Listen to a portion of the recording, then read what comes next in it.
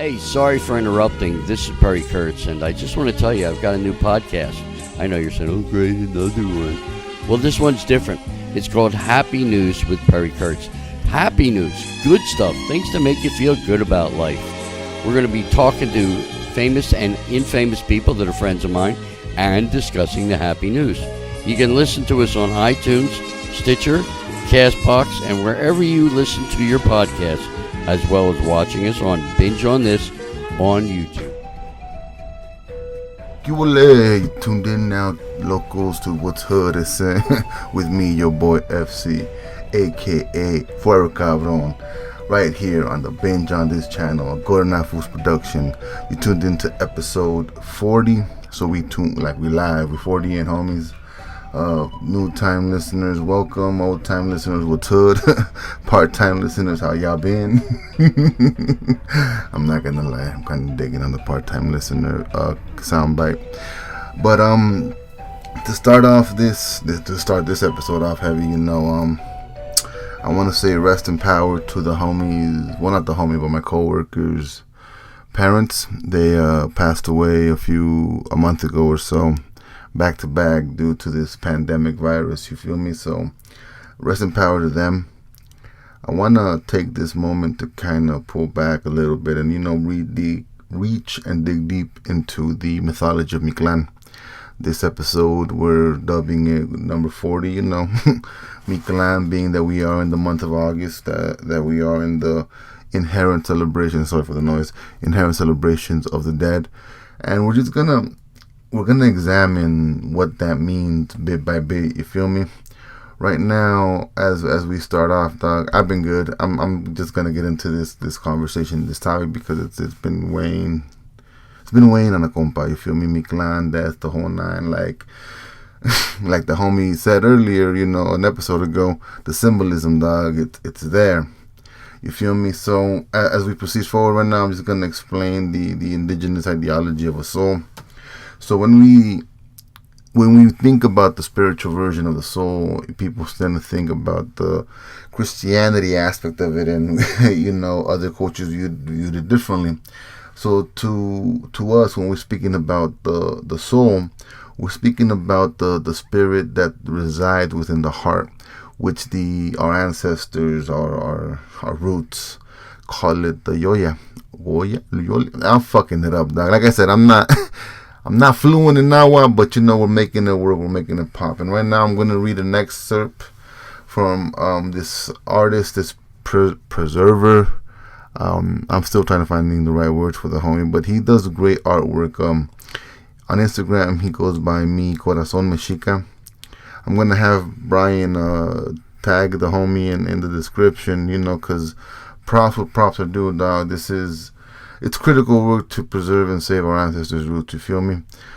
So this is what he explains about our yoya when we die, a commoner's death, you feel me? Old age or illness or whatever. Our yoya, the spiritual body which resides in our heart, is immortal. It travels to Mictlan, where it is returned to the earth to be reincarnated in a new human, a new birth. Yet death is truly death. As the yoya travels to Mictlan, it must pass 9 hurdles, 9 terrible challenges, which rip and tear at the soul, destroying our thoughts, our personality, and our memories, so that when we reach the throne of the Lord of Death, nothing is left but the pure essence of our yoya, which is identical with Ometeot. However, our yoya does not exist only in us. Rather, in life, it extends into the world. It inhabits the world of the spirit, and it interacts with the yoya of others. If I say something hurtful to another, my yoya attacks theirs, and both our yoya shrink as a result. People who are depressed, who commit suicide, have lost their yoya. But if I make a great work of art, or inspire another, or help another, or lead a life of sacrifice for the sake of others, my yoya grows. And so does the yoya of the people inspired or helped by me. In the end, the yoya can grow so great it becomes divine. It becomes yoteot. The heart that has achieved the state of yoteot does not go to Mictlan in death, but rather travels to the heavens Tutonituai-chan, and there dwells with Tonatui in his flowery paradise, and when another on earth is worthy of it through deed, sacrifice, or action, the Yoloteot can descend and fill the heart of another. And that was an expert of Mi Corazon Mexica's piece of work that he's preserving. He does these incredible birth chart readings in regards of what your destiny would hold for you in the time of our ancestors. Not only that, but he creates very unique pieces out there. And he's trying to recreate and remake the codices that are left preserved. You feel me? If there's one thing that was lost in the fires, it was just a whole bunch of knowledge and deciphering of the world and how we viewed it, because it didn't align with their Christ. You feel me? So like I said, if you're interested in that kind of stuff, if you want to look deeper into your roots and cultures and, try to figure out what your ancestors had in store for you, I highly recommend Mi Corazon Mexica's art. And just endeavor. He also has a paid channel, the whole nine. So, shout out to the homie. If hopefully I can get an interview with that for one of these days or one day. We'll make it work, dog. But that's his interpretation of Mictlan. And it's one of those things that allows us to once again have a different relationship with death. Those 9 levels are symbolic of the 9 months that we are within the womb of our mothers. And also, when we get buried, we're supposed to be buried in the exact same fetal position in which, we came into the world, into which we come into this journey. This journey in and of itself is a fascinating journey through whatever, as you go through it, going through these 9 levels, you remove yourself from what you would consider sunlight and daylight, and you basically are hurled in through the darkness. Different death allowed you to enter different realms of heavens. Remember that within the indigenous ideology of Mesoamerica, there were 13 heavens. The 13th being Ometeotl, which is at the end of the day, it's the sacred source. You feel me? The journey in death was to purify the soul and to bring us back to Ometeotl. As the homie Corazon Mexica said. Let me see if I can find his indigenous name that he goes by. He goes by Chicome. So in Chicome's perspective, or in his translation, that's what he views it as. You feel me?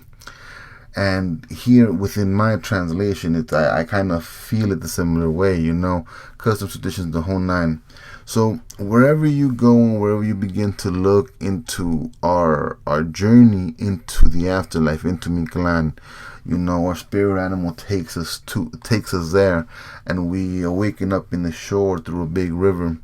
And in order to cross that river, we need to have our companion, you feel me, the homie, the little sholo dogs, esquinkles or whatever, or however you call it, you feel me? So you go out there and you look for a dog that's going to guide you somewhat, like ideally speaking, the dog you raised in life. Because you're supposed to have this puppy with you when you go into your afterlife, you feel me? So there you can look for a white pup, you can look for a black pup, you can look for a Burgonese pup, a brownish reddish. And you approach these entities and spirits, and you ask them, hey, can you help guide me? I'm about to begin this journey. Now, mind you, in our physical time, they have 4 years to travel these 9 levels.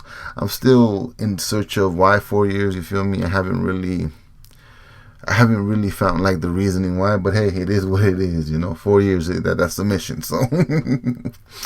Within 4 years, they're going to traverse these 9 levels, and the first one comes with crossing this river with the help of the homie, the puppy, And once you find the right one that can guide you, you can talk to the white one. They'll be like, no, my code's going to get fucked up.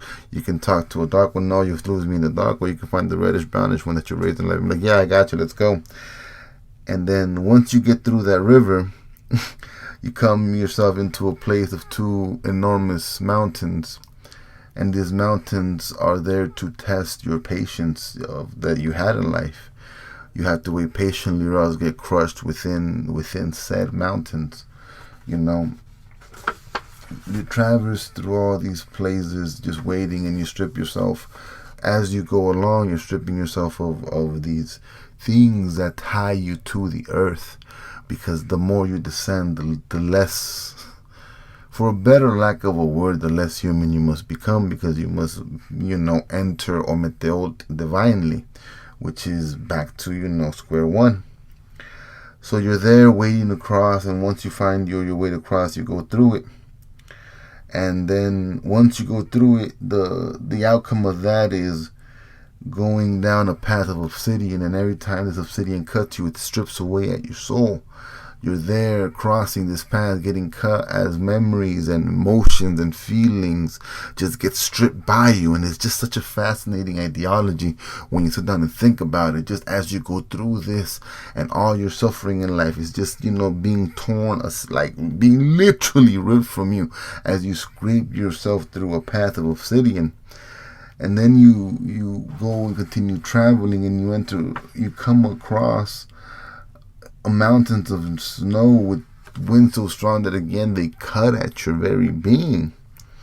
This is where grief comes into play. This is where your sadness in life come to wretch you and wreck you. And the reality is that in the afterlife, just like in life, people give up, people quit, people are no longer having the energy or what have you. So you will find other spirits there trapped forever in eternity in this so-called limbo, because understand that not everyone made it to the end. And that's one of those daunting things that's not really talked about, you feel me? Because these challenges are there to challenge you and bring you into Ometeot. Because, in a matter of speaking, you will be reborn in a new life, in a new way, you feel me? And the only thing you're ever going to carry with you is the thing that we share with one another, and that's that sacred divine energy that is Ometeot, And as you cross that, you come across to another place that's that where the wind blows, and it blows you back. It takes you back a few levels. It can take you back to the crushing mountains, and then you continue forward and another level, and you just keep walking down these paths. And the next path is the one with arrows that you must overcome or feel to succumb to. And those arrows represent, to some individual cultures, they represent people in your life. They represent memories or the whole thing. Again, pulling and tearing apart at what is considered to be your soul. And then you get to that seventh level that I find so curious and so fascinating, in which you willfully offer your heart to a jaguar, a divine jaguar beast, and that it strips away everything that tied you to this earth. In order for you to reach Ometeot, you must be pure of these things that you carry, these things that burden you in life, whether they're negative emotion or positive ones. There are things that tether you to this road, and to complete this journey, you cannot have that. And then you have the second to last place, where you have to cross these rivers that are basically considered to some streams of your past life. You wade through memories, and they slip by you. So once you walk out this river with your dog, the shoulder that's still with you, you can present yourself between the Lord's, the King and Queen of Death, the Lord of Death, Mictlan Tecuitli and Mictlan Mictecahualt. I fucked it up. And in there you present your heart, you present the essence of what made you in life you, and there your return to Ometeot, you return to the place of origination, to a place of where we belong in a sense of being. You feel me? It's one of those things when you sit there and think about the way they viewed the world. our ancestors were very connected in that aspect, the fact that hearts can reach other hearts and inspire and motivate and move in the whole nine. Like, shit like that is fucking inspiring, and it brings about a deep sense of community, because in order for you to complete these endeavors, you had to have loved ones basically cheer you on and give you the strength and feed you while you were going through these 9 levels that were designed to basically make you forget and bring you to sacredness, bring you back to holiness, bring you back to sacredness, And as we lose people in life, and grief just takes a deep hold into our souls, our beings, it's one of those things that, if you listen to all those Eastern religions that got here on a boat, it's about grief and not talking ill of the dead and this and that. And it's all like, nah, that's not it. You're so afraid of what comes next. You're so afraid of not facing judgment, of not being held accountable for being a shitty, it's like human life. You feel me? It's one of those things that I can't relate to. That whole idea of judgment, dog, save it for the fucking birds. Like, it's miss me with that shit, dog. You ain't, like, if you never had to walk in another individual's shoes, dog, I suggest you try it. It's difficult. It's a bitch and it's a hoe. But we gotta pick ourselves up in life. You feel me? We gotta elevate ourselves. We can't sell ourselves short, because when it comes down to it, we share ometeo together, whether male or female, you feel me? Our peers, our loved ones, our equals, the people we care about, dog. Like, all we can do is preserve them here, because once we're out of here, ometeo becomes divine, Reincarnation is a different kind of topic. A warrior's death is a different kind of death, because the more violent your death, the more sacred you were to the gods, because that's life requires blood and sacrifice. It's one of those things that it's just for a better, or because I lack another way to explain it, like, it's kind of beautiful that we put the heart above everything else, while other individuals just hung people, like, you know what I mean?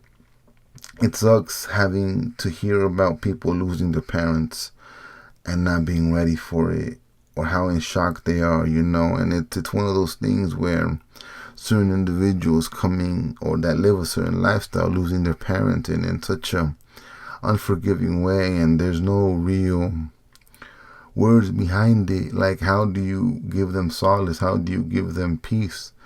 When at the end of the day, the ideologies of living a good life or this or that, like, it's just so very, and I hate to put it like this, but so very black and white. Life is more complex than that. Life has a more of a gray tint to it than people want to or care to admit. But to me, like I told the homie, all you can do is take the lessons learned and celebrate their life, for the next 4 years, to remind them and to remind yourself that we will return to be as one in Ometeot, for whatever it is, for whatever it's worth. And if they were blessed and fortunate enough to reach the community on a greater scale, where not just your family, but, the community mourned them, then guess what, dog? They're not really gone, because at the end of the day, the spirit, the essence, the thing that they created to inspire and motivate the people is there for them. So as long as that's there for them, you've done the divine. And, you come back down to inspire the next and the next and the next. Like, let me go back to that Tupac conversation I keep having with people. You go back to that fool and just understand that Tupac Amaru is an Incan name. And every time Tupac Amaru gets invoked, he's still fighting the same fight. That is Yolotetult. That is a warrior's heart beating, a spirit coming back again and again and again and again to bring about the message, to prove the point. You feel me? To a degree, in a manner of speaking, you're looking for the Yoloteult of Zapata. You're looking for the Yoloteult of Pancho Villa. Like, and you're looking for these individuals, and the question is of Simón Bolívar, Vicente Guerrero, of Benito Juárez. Like, they're out there motivating and inspiring the world in different ways, because we still know and remember their names. The idea of Mictlan, it's one in which we will be reunited yet again in the ideology that is Ometeotl, that is everything, that returns back to its source, that goes back to that. Like, to celebrate El Día de los Muertos in the modern day is to celebrate the ideology of us going back and joining in sacred energy with those that we have lost, is bringing that sacred energy back into life and invoking it for us. That's why these new memorials and these new altares are just so different from what it used to be. I just wish we had more creativity to give the community more creativity to let them unite with their roots and help explain them at on a whole different level. You feel me? And maybe right now I'm just stuck on that ideology, but at the end of the day, when it comes to life, it is to die. You can't escape it. You can't deny it. You can't work around it. You know, right now, like I was telling the homegirl Liliana, like, you know, wherever I walk, I keep seeing dead animals. And it's because of this heat. It's because of lack of water. It's because of lack thereof. Like, there is a whole bunch of shit going on, locals, that at the end of the day, all you got to do is find a little symbolism to clutch on to. You feel me? And it's and it's not a negative thing either. You know, I hope that my coworker who lost his parents at least remembered the lessons they taught him and carries that with him, and he does more to elevate that in the remainder of his life, so that way he can reach Ometeotl and reach them in a way that where he can find peace. We all grieve differently, locals. We all grieve tragedy a whole other ways. You feel me? Like I said, entering this month, you know, and to sound cliche and lame, but it's also my birth month. You feel me? And entering it with so much death around me, like on a peripheral level, adjacent, like the whole 6 degrees of, you know, not Kevin Bacon, but 6 degrees of death.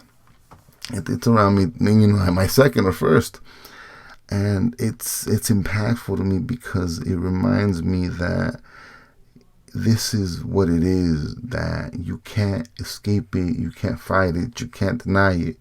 You know, we will go back to Ometeotl. And if you have lost anyone, you know, whether due to this COVID shit, to some gang banging shit, to some hood shit, to some junkie shit, to, you know, some lost shit, like, dog, rest in power to the homies. You feel me? Let their voices and their struggles help you nourish a whole other group of people. You feel me? The next generation, the next pot, the next seedlings. And as much as it sucks, you know, let us hope that they reach Ometeotl and that they're able to reach the peace and the unity that unites us all. You feel me? But these are my thoughts on Mictlan. I said this was episode 40. I want to say thank you for tuning in to a Goodnight Foods production right here on the Binge on this channel, where you can catch the classic, you know, the amazing show that we have lined up for you. You feel me? We're getting hyped up. We're bringing back Happy News with Perry Kurtz. Thankfully, the homies, you know, out there are still alive and kicking. All our, you know, warm wishes to the homie. He's out there, you know, recovering from some crazy ass shit. So, you know, get it together, Perry. We still appreciate you out here. The Reading Ronin with the homie Bryan, you know, he just be knocking these short stories out. Amazing ass homie, dog. Sam of all trades with the homie Sam, where he just interviewed the amazing, I want to say Paper Jackets guy. I fucked that up, but I could check it out. Sam's got these things on deck, loaded. It's what's up. It's in. Of course, what's hood with me, your boy FC, and the homegirl Liliana the Extraña every other episode, where we bring you what's hood, dog, live from these guys. And I believe rolling 420s, dog, where, you know, you can get on the daytime Thelonious in the gang, you know, out there with the talking doggy and exploring the ish. And then, of course, their after series hours, if you're more into that little, you know, Call of the Horror, Call of Cthulhu, you feel me? Watch them get down with a little insanity check, dog. I'm not gonna lie, I'm a little bit hyped. That Lovecrafty and shit always appealed to a combat, but something like that was wild. That's a whole other conversation. And of course, the Capitan of the network, the flagship of the binge on this channel.